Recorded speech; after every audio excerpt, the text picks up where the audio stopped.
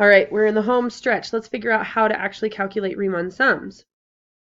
So, um, we, again, Riemann sums is basically finding the area under the curve, and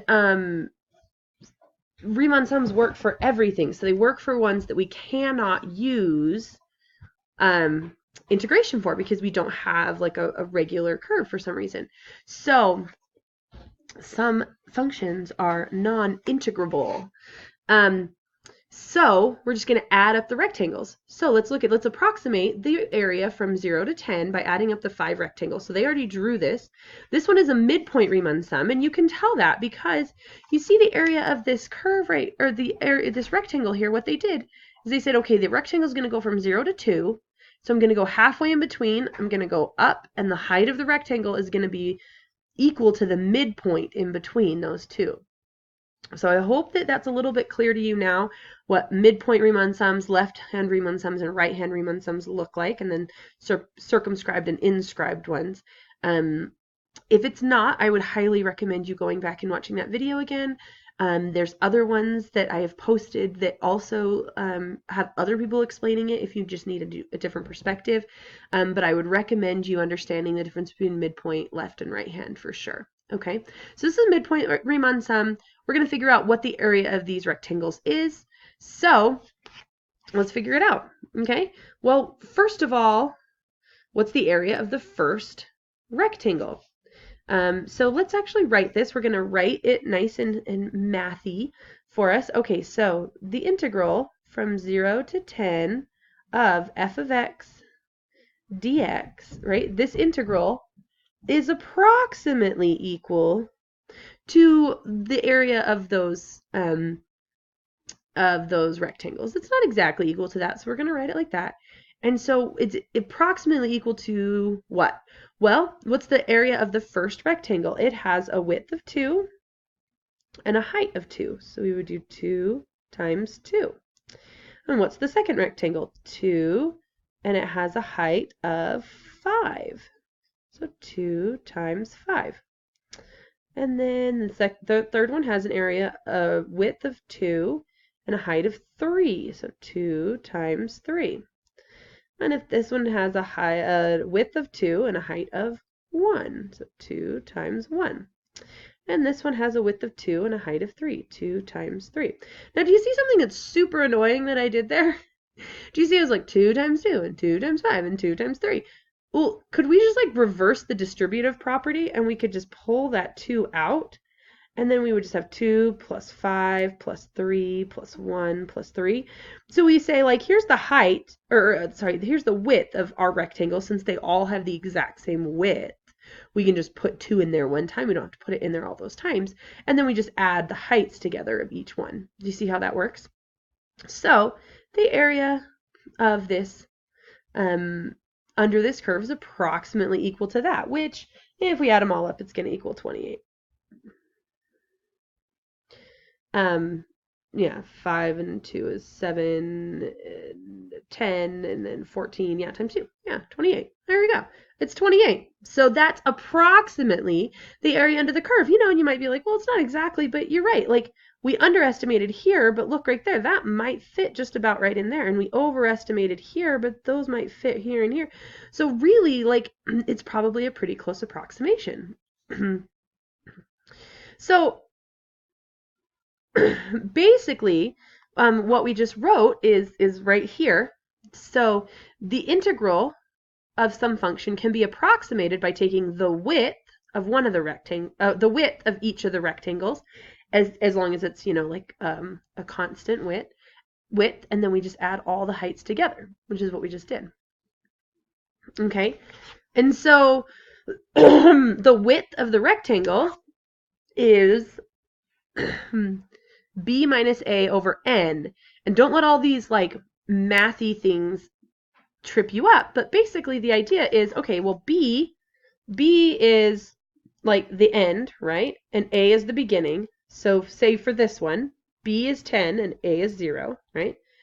And then it divide by n. N is the number of rectangles. Well, okay, there's, how many rectangles did we do? We did 5. And so I have 10 minus 0 divided by 5 means that every rectangle has to be 2 inches or 2 units wide, right? Which reminds me, I really should write square units on that. Anyway, back to this. Each rectangle has to be 2 units wide, right? Because the whole thing is 10 and I need 5 rectangles in there. So it feels a little bit like sometimes you just get tripped up in the letters, but really it just means take how wide the whole thing is, divide it by the number of rectangles, and that's how wide each of your rectangles needs to be. So we're going to approximate this using an upper or circumscribed Riemann sum. So basically, meaning, remember, we got to draw it so that the entire function is inside the rectangles. The rectangles are bigger than the function. So let's draw that. So we're going to have 5 equal rectangles, which means we're going to go at 2, 4, 6, and 8. So that means this one's going to have to look like that. 4 is going to have to look like that so that it gets the entire function in there. 6 is going to have to look like that. At 8, we're going to have to go right here so we get the entire one in. And at 10, we're going to have to go there. So what's the height? Or what's the area of all of these? So we're going to say the integral from 0 to 10 of f of x, which means basically the area under the curve of this function from 0 to 10 is approximately equal to the width of the rectangles, which is equal to 2, right? Because we don't need to do it each time if we just pull it outside the parentheses. And then we add the height of each of the rectangles. Well, the first rectangle is 4, the second rectangle is 5, the third rectangle is 4, the fourth rectangle is 2, and the fifth rectangle is 5. So if we add all those together, we have that's 6 and 4 is 10, and another 10 is 20, so that should be 40. So the upper or circumscribed Riemann sum says that the area under the curve is approximately equal to 40 square units. So you can see that's a little bit different than the midpoint Riemann sum. All right, now let's look at a lower or an inscribed Riemann sum. Remember, this Riemann sum needs to be completely underneath the curve, right? There's not a single bit of rectangle outside the curve at all.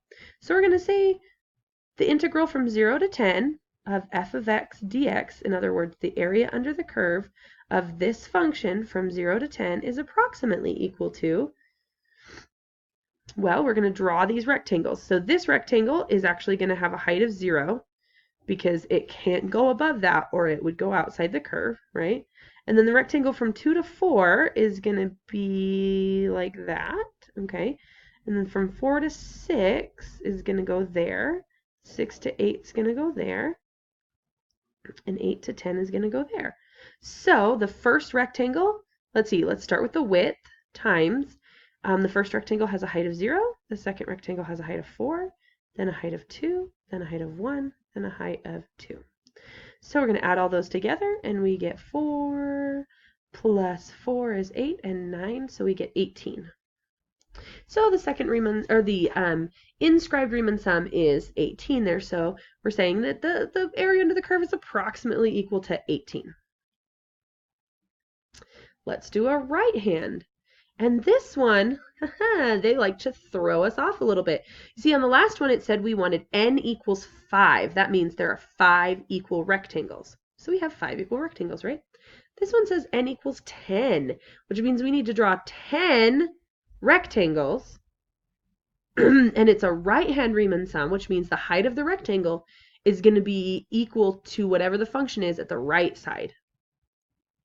So each of the rectangles is going to start at, like, it's going to be at 1, 2, 3, 4, 5, all the way to 10, right? So this rectangle is going to go right here. And then this rectangle is going to go right there. And then this one's going to go there. And then this one's going to go there.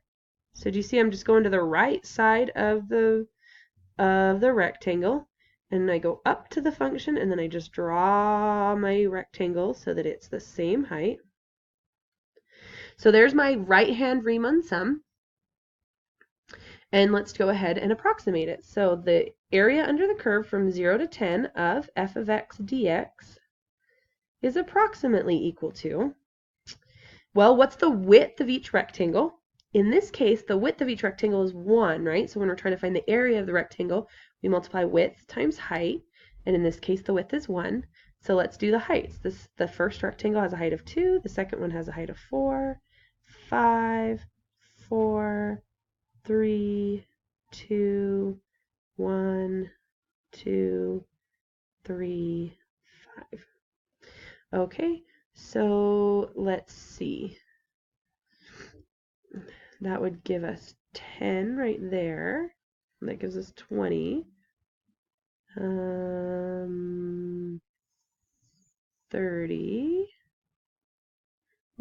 31. Yay! Look at that. It's like Christmas break gave me mental math. I can actually do it again. All right, so the area under the curve is approximately equal to 31, according to our right-hand Riemann sum. All right, and here's one that is a different curve.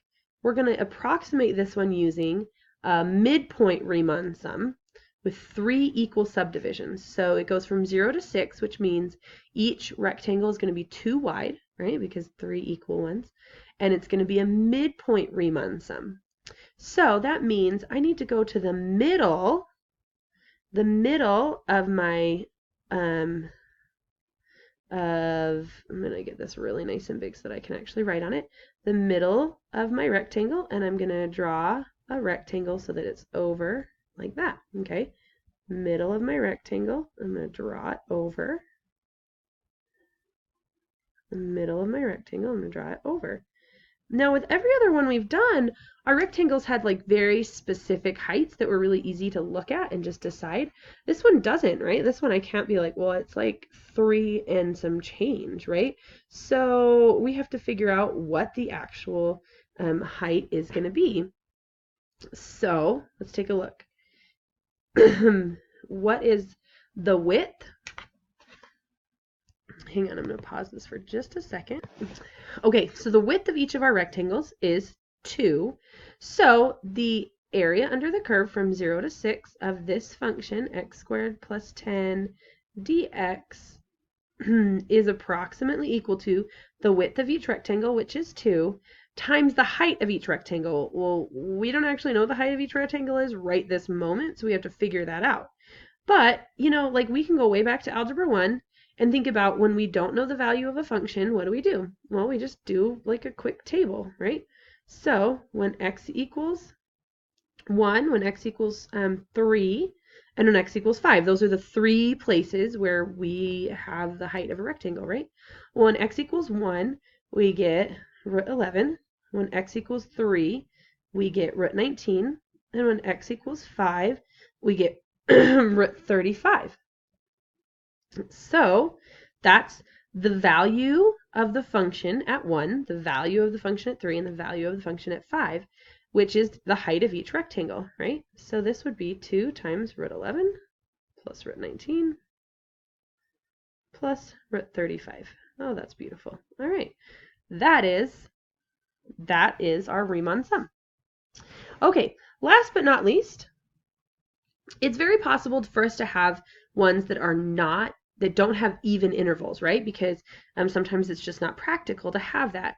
And so in this one, it's saying let's approximate it by using 5 right-hand triangles whose widths are determined by the intervals. You know what? I only have about a minute left in this video, so I'm going to close this one down. I'm going to start one more, and hopefully it won't be a very long video, but I just don't feel like we'll be able to do this justice in 1 minute.